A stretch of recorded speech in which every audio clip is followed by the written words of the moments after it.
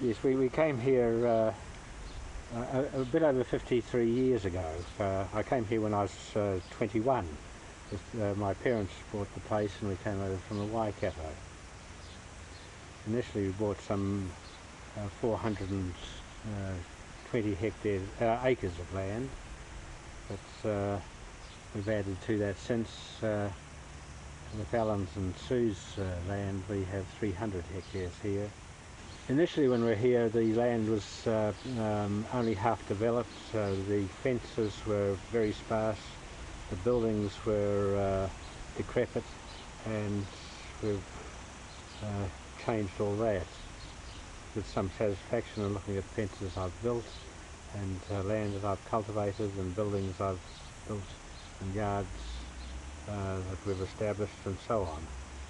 Yeah, well, we want to create a healthy environment, so we want animals performing at top health all the time. So we're doing lots of tests, and we've identified copper as a deficient element, and we're going to be doing a copper trial. And we've got a microscope purchased recently to do facial egg counts, so we minimise the amount of drenching we need to do, and we just make sure that they're worm free. We're also changing our stock types a bit, so we'll be running lighter cattle through the winter, and that'll allow us to carry a little higher stocking rates and avoid pugging and that sort of thing. Farmers are under considerable pressure at the moment to be seen to be doing the right thing. They don't get very much help from the community at large, especially the local bodies. The Meat and Wool Board runs a farm monitor scheme, and we were approached a year or so ago to be the Bay of Plenty monitor farm, and we were pleased to do that. It means that we come under some scrutiny, and that's fine. We don't mind that.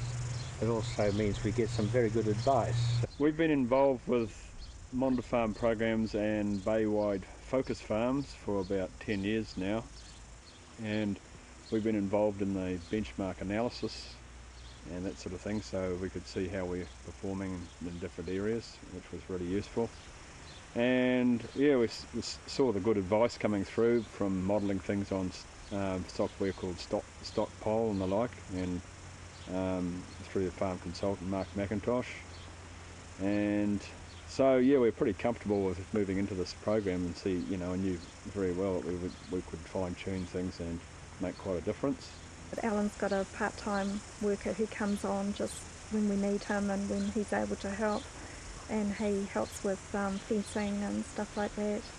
When they first brought out nutrient budgeting, I think it would have been about a good 6 years ago, we jumped straight into it because we wanted to look at what was an economic level to take our phosphate to. And we've run it ever since. We do soil analysis and plant analysis and things, and take it from there. We have been soil testing for quite some time, and so we've got a big log of data when it comes to soil testing. When first we came here, the water supply was somewhat precarious, so with my father we built a water wheel. So we built a 2.5 metre diameter water wheel that drives a little centrifugal pump and reticulates the whole farm. In the yards, especially the cattle yards, we have man escape routes. So we, leave them unlatched or open when we're handling big cattle, and anyone who comes to help, we just make sure that they're aware that, big cattle can move, even smaller cattle can move pretty quick. Electric gate was a Christmas present from our children, and it's really nice not having to, if you're going out and it's raining and cold, you don't have to get out and open gates. We don't have quad bikes because there are so many accidents in the farming community.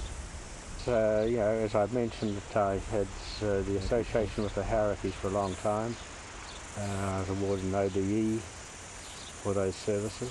As a consequence of the work on the Kaimai Range, preserving the bush there, I was appointed to the Environmental Council, which was advisory to the government on environmental matters. And I served there for some 5 years with a number of interesting people.